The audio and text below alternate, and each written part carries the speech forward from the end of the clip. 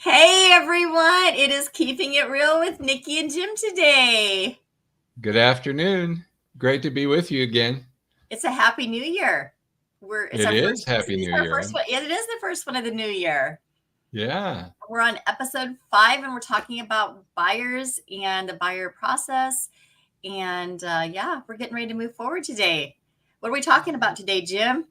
So we're talking about closing costs. And I remember when I bought my first house, I didn't know anything about that. And all of a sudden, it wasn't just a down payment, but it was also closing costs. It's And closing we're going to kind costs. of go And it's earnest money. We have earnest money, and and earnest money. Yeah. we have the cost of like home inspections and appraisal fees. So we got a lot to talk about today, don't we? Yeah, absolutely. So what should we So, dive in and start talking about earnest money? Because that's kind of one of the first things that, when you start putting in a offer that your broker will start asking you about is how much you want to do for earnest money. Should we talk about that?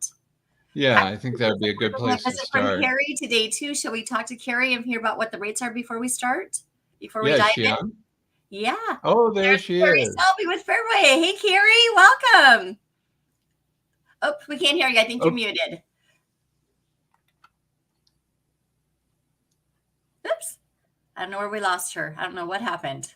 All right, we'll give her just a minute to come back. So yeah, we'll have her jump in and tell us about kind of what the market's doing as far as the mortgage interest rates. So we'll jump in and have her jump in and do that because I know she's got a busy schedule today. And then we'll jump in and talk about the earnest money and closing costs and your home inspection. Not like in detail with home inspection, but just kind of the cost and kind of what to expect there, and then appraisal fee too. Actually, we can let okay. Carrie talk about the appraisal fee. So Okay, right. this is it. Why don't you start off with the earnest money when somebody, Well, um, let's let Carrie jump in first because she's here. Is your sound working and your stuff working? Nope. Are oh, you still can't hear muted you. somehow? Let me see if I can figure out how to do this. Nope, it doesn't do that. And nope, you shouldn't be. Huh, how bizarre. By the way, Carrie is from Fairway Mortgage. She's a loan officer there. And so she has been helping us in the latest videos with information about different types of loans. And so it's been very helpful. So, Yeah. Well, give Carrie a few minutes to see if she can figure out her sound. And so we'll talk about, I guess we'll go ahead and, like you said, talk about earnest money. So earnest money, what is earnest money? Do you want to cover the definition and what it's for? well, earnest money is, in my mind, to say that you're serious about buying the house. It's kind of um, so it's money that you put up front to say that you are invested in this purchase. And so after you sign the purchase and sale agreement, there's an earnest money that you would put on it. It's something that an amount. And how much would you say, Nikki, earnest money generally Generally, it's about one to one as and a a part half of the? percent. Yeah, Okay, so generally they put down it's about 1.5%, and really it's consideration. You're giving consideration for the seller to take their home off the market while you're getting your financing and that kind of stuff together, and you're like you said, you're making a commitment to this house. So, in some markets, though, that doesn't apply. I mean, like the market we were in, a year ago, the more earnest money you put down was better because I mean, if somebody put $5,000 down and somebody put $10,000 down, obviously the person who put $10,000 is putting more of a risk as far as like, I'm not going to walk away from it. So, yeah, exactly. The market mhm. we just came out of was so competitive that there was multiple offers on homes. So any way you could make your offer look better, um, was a benefit. Is she on yet? She is. She's on. I just took her off so she can kind of get that figured out, and I'll add her when she's Oh, ready. gotcha. I think she can still hear us, so we're good. Um, maybe not. Okay. Hey, Carrie, private message me when you're on, and we'll see. Oh, you did. Thank you, hun. Okay. Let me know when you get on, and we'll get you hooked up. She's working on her sound still. So, she's going to send me a message when she's ready. So anyway, yeah, so that's earnest money. And the other thing about earnest money too is if you go over $10,000 in earnest money, and there's normally most people don't need to do that, so it's kind of a mute point for most people. I mean, usually it's kind of up to 10,000, but once you put it over 10, then there's like it has its own account, its own escrow account that it's tracked a little differently than under 10,000. So talk to your broker if you want more information on it. Like I said, for most people, it doesn't matter because most people are only going to put, 1.5%. Most houses aren't quite over that amount. So for the average person, 10,000 is probably your very maximum, but it could be more depending on, you. Okay. So let's talk closing costs. Okay.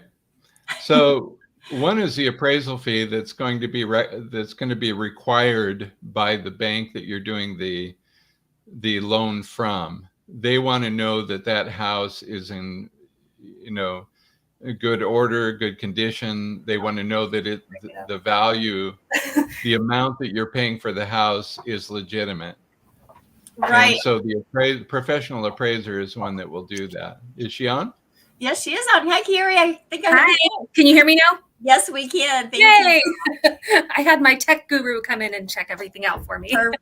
Perfect. So we were talking about closing costs now a little bit. We talked about earnest money and how that was, like you put it down as consideration. And now we've moved ahead to closing costs a little bit. We're talking about costs besides the down payment, because that's kind of the big one most people think about, but then they don't realize there's usually closing costs.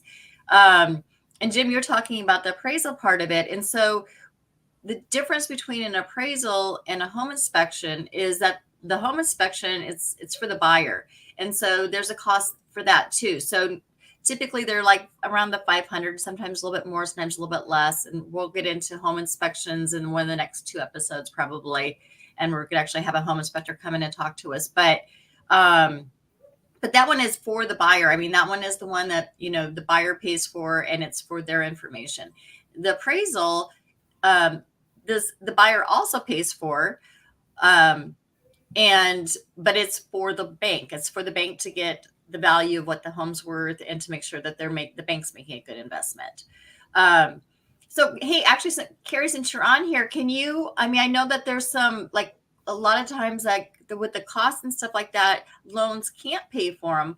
How am I trying to say this? I know that the buyer can pay money out of pocket, or pays out of pocket for that. Can you explain that process to us a little bit? Would you mind? Definitely. When we go through the pre-approval process, I talk to people about what is paid for inside the loan and what would need to be paid for outside the loan. So the home inspection is paid for outside the loan. Mm-hmm. As a lender, I don't want to see your inspection. Like you said, it's for you only. It's for your buyer to make sure that it's a sound investment.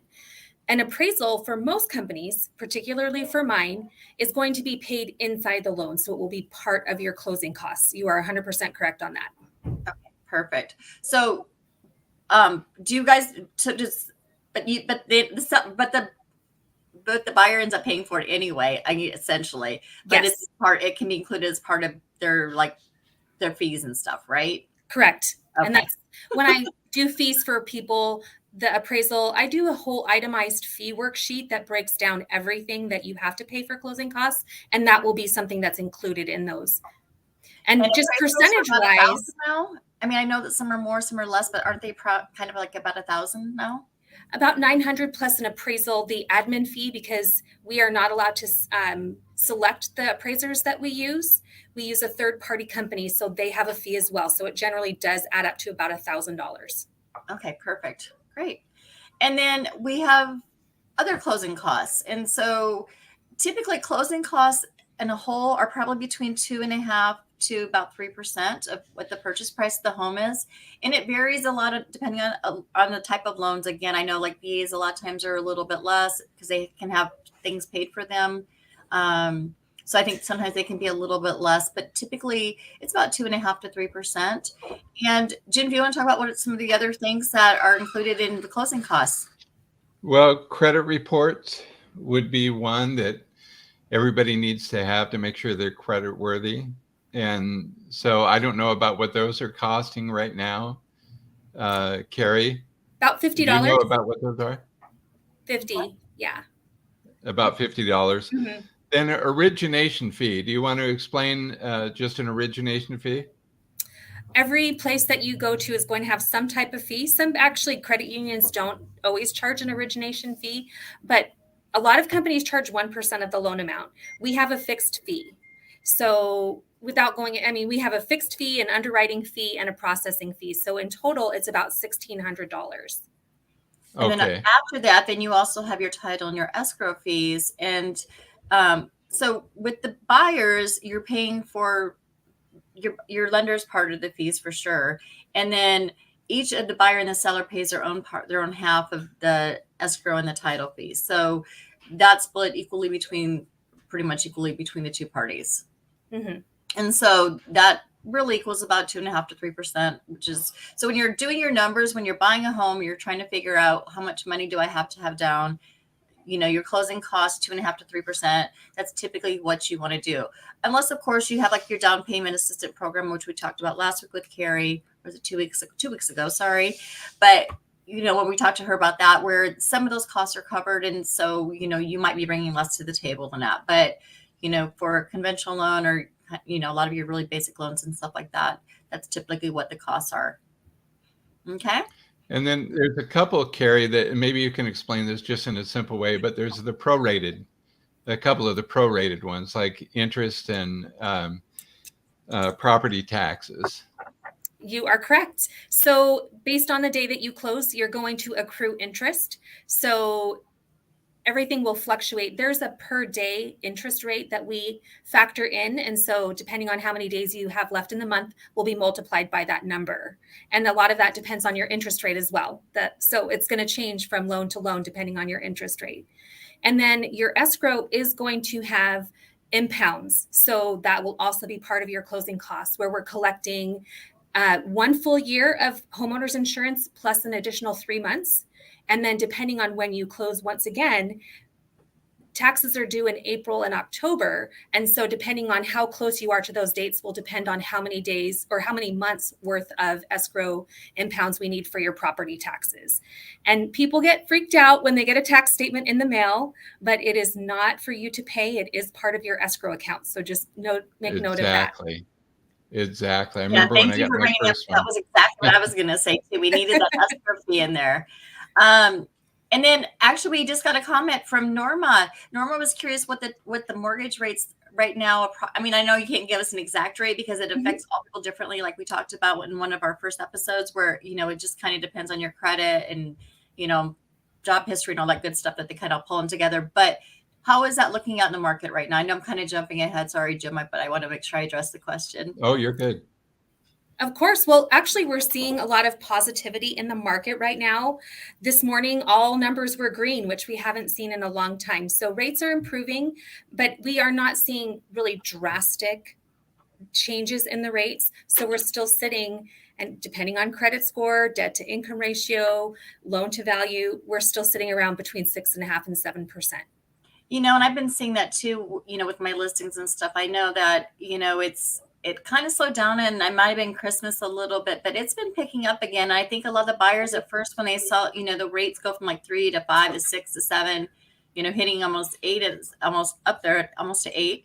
I mean, everybody kind of freaked out, but now they're realizing, what, they're not really going to come way back down to the 2 and 3. And so maybe this is our new normal again. And so I do see a lot more buyers coming on the market and jumping in. So great question, Norma. Thank you very much for jumping on and doing that today. And then the other thing that we need to talk about too, going forward, is we've had some changes with how buyers' brokers' fees are paid.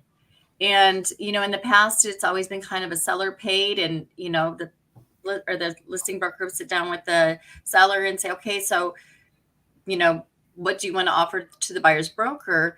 But it's been kind of changing a little bit. The sellers are saying, why should we pay for the buyer's brokers? I mean, some still do. And I mean, it makes a lot of sense on why you would, because, you want the other side to bring in buyers to you. And if you're not offering them anything, they might not. Plus, a lot of people, as Carrie will probably agree with me here, they have a lot of credit, but they don't have the cash. And so typically a lot of buyers can't pay. I mean, they're paying 2.5 to 3% down on that. They're paying their down payment. they don't have enough cash to do that. So sometimes it's an incentive for the, for the seller to offer the buyers to pay for that amount. And sometimes they're, doing a higher rate, and sometimes they're doing a lower rate. And we can't say what our rates are because each individual brokers is different. But, but sometimes it's not guaranteed. And so, buyers may or may not, it can be negotiated out with your brokers, but it's not always guaranteed. So, again, you might be paying some buyer broker commission. And that's kind of a new thing that we're starting to see a little bit more of. I don't know. We'll have to wait and kind of see how that plays out. But that's kind of the trend right now, what's happening on that side of it too. It is. And it's interesting that it's right now, it's only in the state of Washington that this is happening. Right. So you don't realize it. But one way around it is to also see if you can maybe increase the sales price of the home a little bit so it does get paid out of the seller's portion. There are ways around it, especially if you don't have the funds to close. As long as the home appraises for what the sales price is, the list price, often you can just increase the sales price a little bit to make concession for that as well. Right. So I'm kind of curious how that's going to play out. I mean, I know I'm just kind of curious because we've had, not in the last couple of years, but prior to that, a lot of the sellers would pay like closing cost concessions. And so they would pay for the buyer's closing costs, which wraps it into the loan, by offering a little bit higher. And, like you said, that appraisal thing is still a huge thing. And so, it has to appraise, it has to make sense with what's happening out in the rest of the market. So, if you're adding that plus buyer brokers, it's going to be an interesting situation, I think, on how that's going to all play out and all work out. For so sure. I would say, buyers, save your money and try to have as much of that as you can. Bonus, you don't have to spend it. But yeah, you could be spending, definitely the closing cost, 2.5% to 3%. Possibly your buyer's commissions, and then you've got your home inspection fee and then sometimes the appraisal fee, depending on how it works out for you. So all great points. Yeah, busy day though, huh? We had a lot to talk about. Yeah, I think it is a lot of information, but I think that when you go through the process with Carrie or with a loan officer, all of this will be really explained. And I think even the buyer's broker's commission, I think one of the reasons that they're doing what they're doing is so there's transparency. And I think what we would be doing, Niki and I as realtors, is making sure that we're open up front about what that is and exactly what you're paying. So I think that's important, that whoever you work with is honest and open and upfront. So you're not just signing at the end and then it's sprung on you what some of the costs are. No, there's a big process. And I know that I do that a lot of times with my buyers, like, this is what it would look like if you're buying it, at this rate and stuff. A lot of times they already kind of know, but yeah, definitely. Yeah. And then definitely meeting with the lender to confirm those numbers. Definitely transparency is key, because purchasing a home is daunting enough for a lot of people. But our jobs as real estate professionals and as mortgage lenders are just to give people hope and give them clarity and let them know it is achievable. There's a way around a lot of things. So we just have to give as much information as we can so people can make the best educated decision. Exactly right. Exactly right. Great. All right. So that really kind of ties us up for today. So, hey, just curious, Jim, what's your New Year's resolution? Oh, Zinger. What are you working on? I don't often have New Year's resolutions. Sometimes I think New Year's resolutions is because you're unhappy with something in your life. You don't like the way you look. You don't like what you weigh. You don't like, it almost is a negative connotation. I'm doing something because I don't like something. And what I would say is this year, what do you like about yourself? Be kind to yourself. I like that. You know what I mean? Some things I think are based out of negativity and lack of satisfaction. I love that. True. So I'm going to do more paddleboarding. There you go. More kayaking. I will do that. Paddleboarding. Yes, both. I like that about you. I know, right?